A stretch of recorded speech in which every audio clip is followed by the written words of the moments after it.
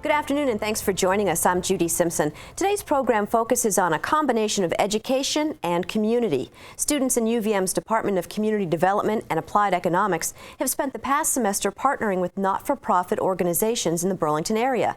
The students got hands-on, real-life education, and the community partners got creative, cost-effective marketing strategies. It's all part of the Cabot Community Marketing Challenge class. To find out more, I'm joined by two students from the class, Emily Garcia and Katie Christensen. Thanks so much for coming in. Thank you for having us. Now, Emily, tell me a little bit about the Cabot Community Marketing Challenge class. Yeah, so we were lucky enough to be in Community Development and Applied Economics, where they have the program funded by Cabot, the co-op. So Cabot is very involved in the community, so they gave a budget to 3 small groups in this specific class, and they've been doing the program for the past 5 years. For the first 3 years, they were partnered with small entrepreneurs, businesses in the area, but the past 2 years, we've worked with nonprofits. So this year, we were lucky enough to work with Old Spokes Home, which is our project. There's Green Mountain Habitat for Humanity and Good News Garage. Now, Katie, tell us a little bit about your community partners called the Old Spokes Home, and it's got a relationship with another organization called Bike Recycle Vermont.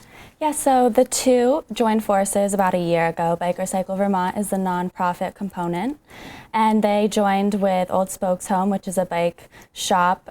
They do mechanics, and they also sell new bikes and parts. They are on in the North End on North Winooski Ave.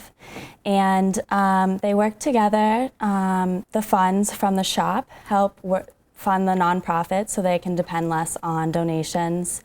And they offer quite a few workshops and classes to go along with that. So, Emily, what are some of the programs the Old Spokes Home offers to the community? So like Katie said, the Old Spokes Home, actually 100% of the proceeds goes to fund organize events by Bike Recycle Vermont. And some of the programs, we focus on 4 of them mainly. One of them is called Everybody Bikes, which this program helps give people bikes who normally maybe wouldn't be able to afford them.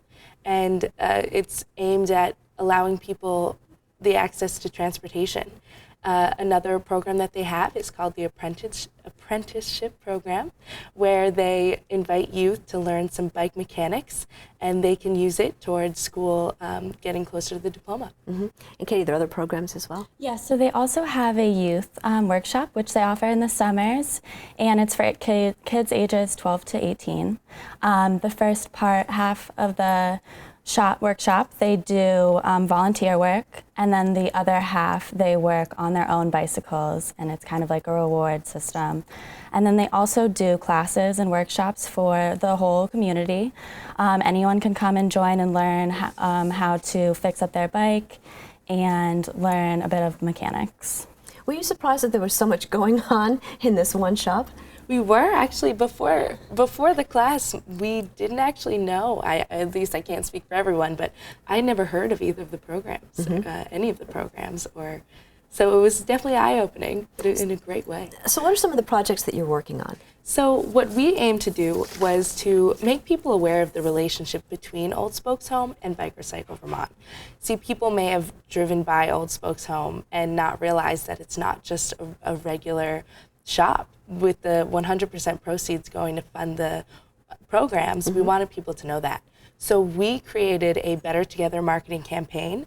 We made a sign that would hang up on the screen now. You actually can see rack cards we created. They're just little cards that you could put in the stores for people to pick up and read, learn a little bit more about each of the 4 programs. We made a sign that would hang up in Old Spokes Home that explained where their money was going, so give a little more detail on the 4 programs that we focused on. We ran social media ads, and we also ran ads in 7 days to just help people understand that this is a really great part of the community and people should shop at Old Spokes Home. And you were mentioning earlier, too, that you had a real budget to work with. Yes, we had a real budget provided by Cabot. It added a component to the professionalism of the class and the real world practice with a community partner and professionalism in that. Talk a little bit too about having to work between the community partners and the people in the business and having to sort of get into that world. I think it was interesting because we actually worked in a group of 10 or 11 students. So how we organized it was we split into groups. So we had one person that was the head of communications. So she was the liaison for all of the different components. And the rest of us, there were some in budget, there were some in design. So we all had our different role, but we all stayed in communication pretty closely so that we were always on the same page. Did you find out too that maybe you were interested in one particular aspect of this rather than another? I definitely did. I was interested in the budget. I just think that working with numbers and having that responsibility is something that I was okay with handling. Yeah, and with event planning experience, I really wanted to see what marketing and promotional material we can add to the shops because they're a great program in the community and not a lot of people know about it, and we really wanted to showcase everything that they do and have to offer. So now you're both seniors, I understand. How will you take this experience that you've just had and sort of translate that into what you're going to do next? It's a great resume builder. I'm really excited to be able to say I was part of this capstone where Cabot worked with us, and definitely going to be able to have real world community experience on the resume, use service learning components, and hopefully bring that into like a event planning career in the future. How about for you, Emily? Well, I think one of the best aspects of this class is that they give us complete freedom. So when we got together as a group, we did all the research for the community partner, and we came up with our own plan. So having that freedom to make tangible things out of our ideas was really exciting, and to make goals for ourselves and to reach those goals, I think, is something that I can carry on to whatever career I choose to follow. Now I understand part of this was making a video too, so let's take a look at the video. Absolutely.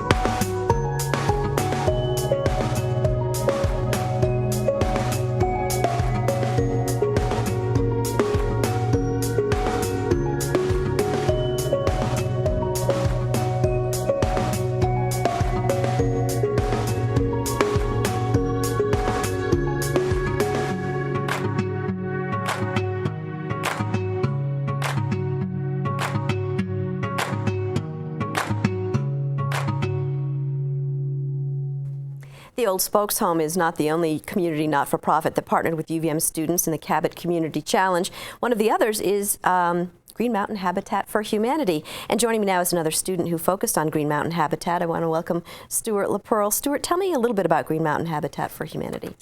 So they're a local nonprofit that focuses on helping low-income families afford houses by building them, and they're very sustainable and, as I said, affordable houses that are really meant to improve the lives of these families. These families typically don't apply and don't register for conventional mortgages.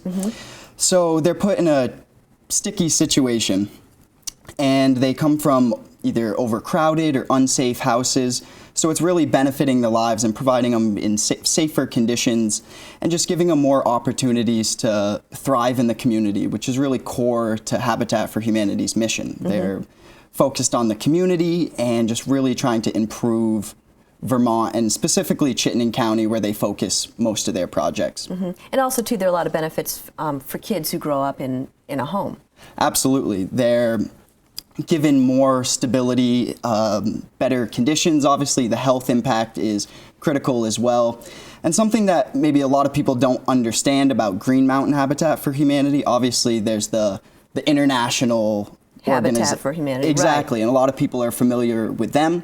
However, Green Mountain is separate, and specifically with their funding, they receive no funding from international. The only benefit that they do get is they have a sponsorship with Whirlpool, who provides all the appliances. So all the appliances in the homes are top of the line, which is great for the families coming in to know that they can, have this equipment that's going to be reliable and sustainable over time. And there's also something called the Restore. Exactly. The Restore was created in 2012, and it's a store in Williston that takes in a variety of items, anything from furniture, appliances, housing materials such as windows. They also take bookshelves, really any of the main household goods that students or community members would have. They accept those. And all the profits go towards building the homes in the local community. So it's a really community-oriented store, and it's a great way to bring in proceeds for the organization. So what are some of the marketing strategies that you and your team worked on this semester? So the first project that we implemented was our change drive. We set up these houses all around campus, and they were a way for people just to drop change in as they were shopping at some of the stores on campus. We had them at Ben & Jerry's downtown and also on campus, and a few other stores on campus as well. So that was our first marketing strategy. Our second one was our Stuff a Truck event, which is on May 13th. It'll be running from 10 a.m. to 4 p.m. And some of the items, as I said, that Stuff a Truck or that the Restore will accept are the wooden desks, heating systems, and some other gently used items as well. They're not accepting box springs or mattresses. Also, if anyone has a piano or an organ kicking around their house, they won't accept those, unfortunately, as well. But they also take kitchenware, which is a big thing that students would recycle or just throw away at the end. So it's definitely beneficial to have a place to get rid of some of these items and obviously to put it right back in the community. Now, where can community members go to get more information about the non-for-profits that we've been talking about today? They can go to Habitat for Humanity's website, and that is vermonthabitat.org. And there's a lot of more information about the Restore, about certain events coming up, and some of their projects as well. They're doing great stuff in Milton, on Harrington Drive in Shelburne, and also in Charlotte. Okay, we've just got a few minutes left. Can you tell me a little bit about your future plans? Well, I'm a first semester senior, so I still have one semester coming back next year. I'm going to North Dakota this summer, so that'll be a big change, but I'm looking forward to it. I'm interning at actually a TV station out there. So it'll be a good change. Obviously, I've never been to the Midwest, so it'll be a good experience that I'm looking forward to. Good for you. Well, thanks for joining us today. Thank you so much, Judy. That's our program for today. Thanks for joining us. I'm Judy Simpson. I'll see you again next time on Across the Fence.